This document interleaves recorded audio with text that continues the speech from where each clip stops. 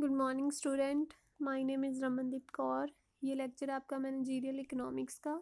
आज हम अपने इस लेक्चर में जो हमारा परफेक्ट कंपटीशन का जो हमने टॉपिक स्टार्ट किया है उसका जो प्राइस डिटर्मिनेशन है परफेक्ट कंपटीशन में वो कैसे होता है वो देखेंगे। ठीक है, तो जो जहाँ पर large number of buyer seller free entry and exit होता है, फर्म का identical goods mean same goods price, buyers and sellers having complete knowledge, market के बारे में उनको कंप्लीट नॉलेज होती है, उसको हम परफेक्ट कंपटीशन मार्केट बोल देते हैं। तो द इक्विलिब्रियम प्राइस, ठीक है, अंडर परफेक्ट कंपटीशन हम कैसे डिटरमिन करेंगे, जहाँ पर हमारी मार्केट डिमांड और हमारी सप्लाई को दोनों इंटरसेक्ट करेंगी, एक दूसरे को कट करेंगी। तो मार्केट डिमांड क्या होती है? डिमांड पूरी इंडस्ट्री की डिफरेंट प्राइसेस पर पूरी इंडस्ट्री की जो डिमांड होती है, ठीक है जी, टोटल नंबर ऑफ क्वांटिटी जो हम हर एक कंज्यूमर डिमांड करता है, यूज़र डिमांड करता है, उसको हम मार्केट डिमांड बोल देते हैं। ठीक है, और मार्केट सप्लाई क्या होती है? टोटल क्वांटिटी जो हम सप्लाइड करते हैं, इंडिविजुअल फर्म जो सप्लाई करती है इंडस्ट्री में, उसको हम मार्केट सप्लाई बोल देते हैं। तो market price is decided for the industry which is given to each individual firm and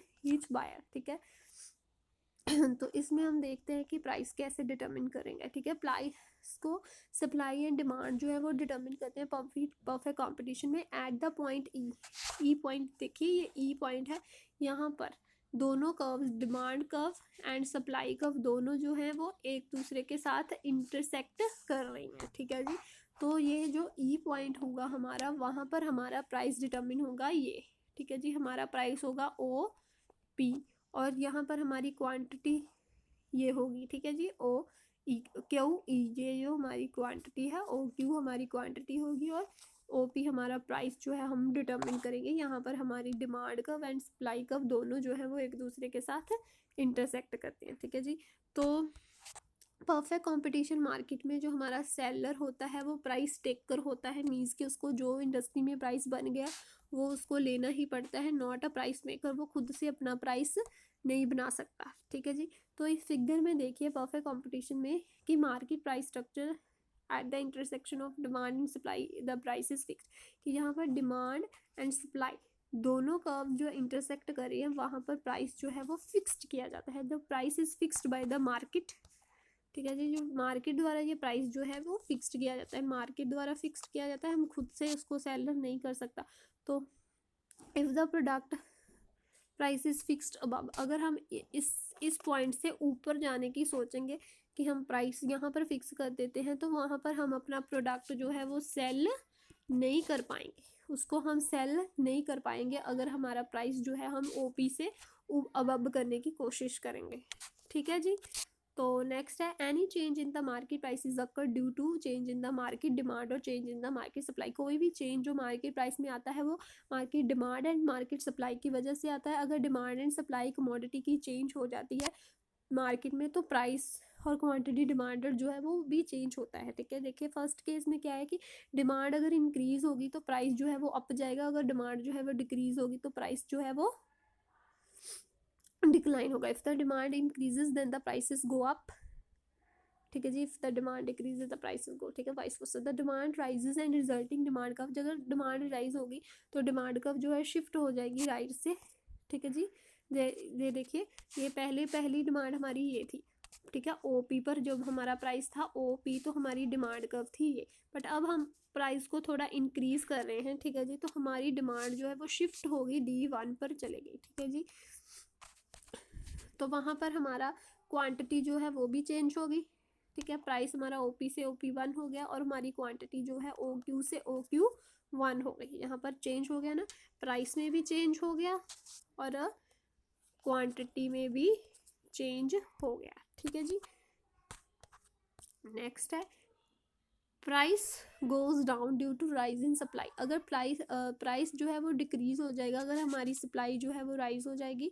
ठीक है जी, यहाँ पर देखिए कि हमारी जो सप्लाई है, पहले हमारी सप्लाई थी ओपी पर, हमारा जब प्राइस था ओपी, ठीक है जी, तो हमारी सप्लाई थी एस। ठीक है जी, यहाँ पर जो डिमांड से इंटरसेक्ट करी है एस थी, बट अब हमारा प्राइस जो है वो इंक्रीज हो गया P1 पर चला गया। ठीक है, प्राइस हमारा, तो हमारी सप्लाई कब जो है वो शिफ्ट हो गई S1 पर चलेगी। ठीक है जी, तो वहाँ पर हमारा प्राइस जो है चेंज होने से हमारी सप्लाई कर्व जो है वो चेंज हो गई एंड सॉरी जब हमारा प्राइस P था, ठीक है जी, P प्राइस पर जो हमारा प्राइस P था तो हमारी सप्लाई थी S।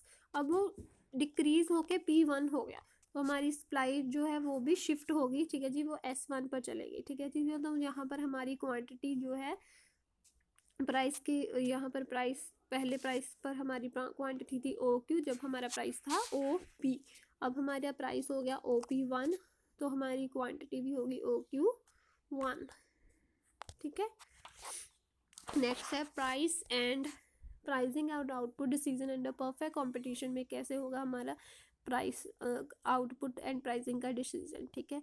तो इसके लिए 2 कंडीशंस का होना जरूरी है। जो मार्जिनल रेवेन्यू है वो इक्वल होना चाहिए marginal cost, MR is equal to MC, ठीक है जी। MR जो है हमारा MC मार्जिनल कॉस्ट के इक्वल होना चाहिए। अगर MR जो है वो ज़्यादा है MC से तो यहाँ पर MR जो ज़्यादा है MC से ग्रेटर देन है ना, तो वहाँ पर हमें क्या है, फर्म्स को इंसेंटिव्स मिलेंगे for the firm to expand its production further gain by एक एडिशनल यूनिट को सेल कर, ठीक है जी। तो ये प्रॉफिट आर मैक्सिमम ओनली, उस पॉइंट पर मैक्सिमम हमारे प्रॉफिट होंगे जब हमारा MR is equal to MC होगा।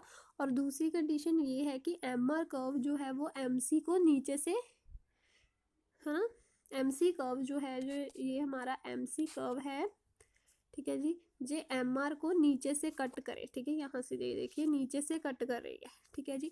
तो यहाँ पर प्राइस हमारा जब ये होगा, ठीक है जी, जब MR is equal to MC होगी तो इसलिए MC जो है वो हमेशा जो है वो पॉजिटिव होनी चाहिए, ठीक है जी।